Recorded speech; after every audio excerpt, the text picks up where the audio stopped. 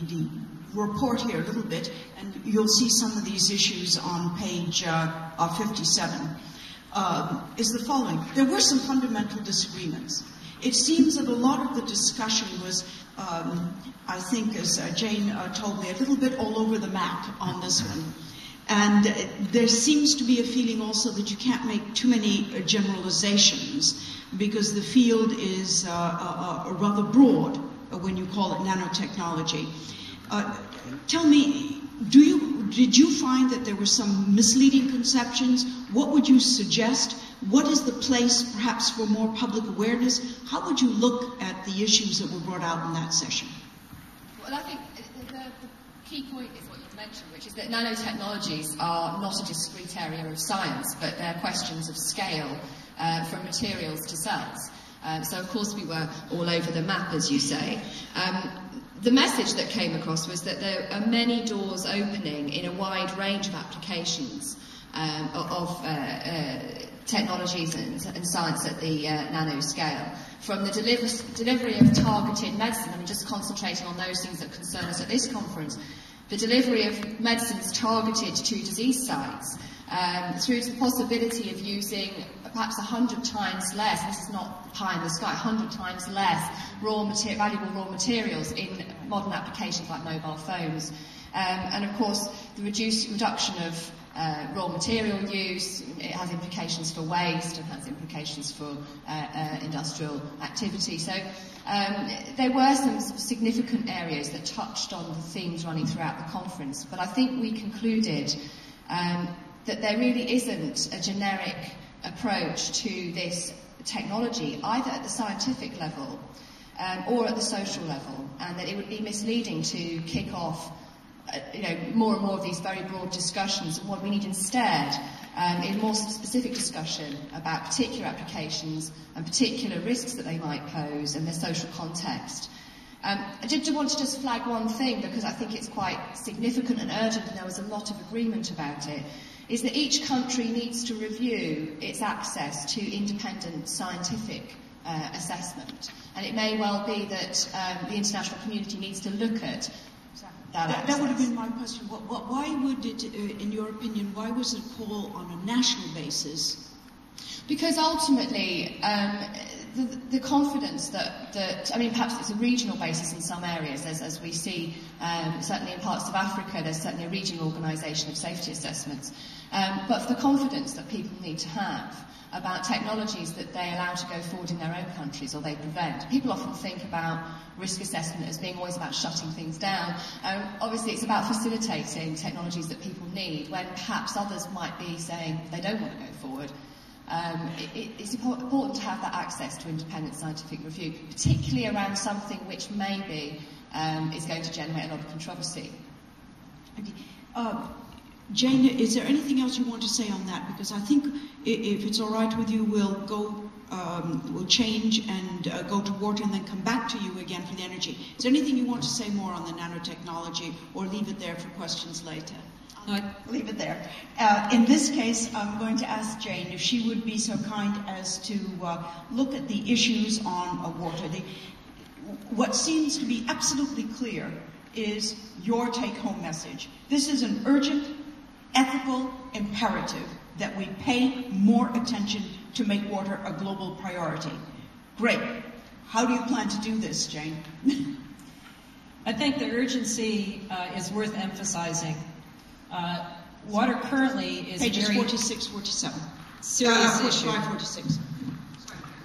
Thank you. So it's 41 through 46 are the full treatment of the very rich discussions that we had. And I want to really emphasize the urgency and importance of the problem of water.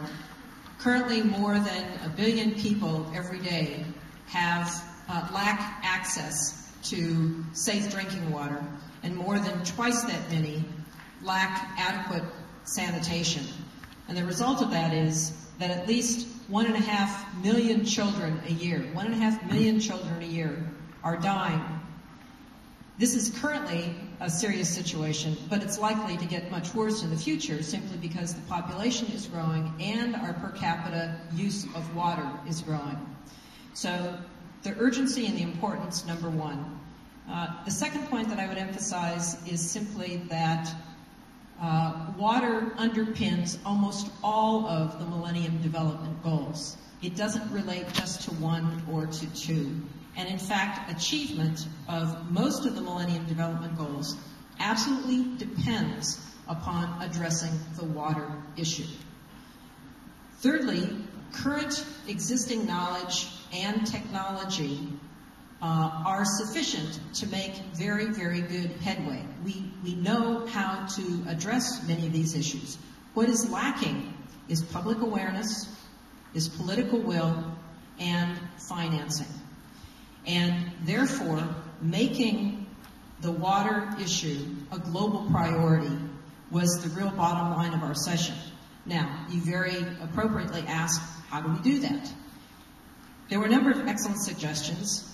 One that the group embraced enthusiastically was to help devise what was called a water barometer, some easy to understand universal mechanism for communicating easily what the status of water is, an indicator of water use that could be used to track changes, to flag when dangerous levels were coming near, to raise public awareness, and essentially to build momentum for political action. That was one of the suggestions, one of the hows. Another suggestion is that every single country most countries have already committed to having a water plan. Some have done that, but many have not. And so country by country, there needs to be a water plan, a needs assessment and the development of what is going to happen. But there's an overarching global need for a global water plan, how it is that we're going to move ahead. I noticed that one of the areas you called for was changing behavior. That's just about one of the most difficult things to do. Did anyone have any good ideas? And in what areas does behavior need to be changed? We heard many different examples from around the world of situations where technology was brought into a new community, and because of lack of adequate communication about what the technology was, or just the taste of the drinking water, lack of education about why this is better, that the technology was insufficiently used. And it simply underscores the importance not just of the technology and the biogeophysical sciences, but taking much better advantage of social sciences to understand what is actually needed to effect some meaningful change. It's not just bringing new technology, it's actually working with people to devise a solution that is going to work with them, working for them, and helping to change behavior so that it, in fact, progress can be made. But I suppose one of the places to start with is with all the young people that are here.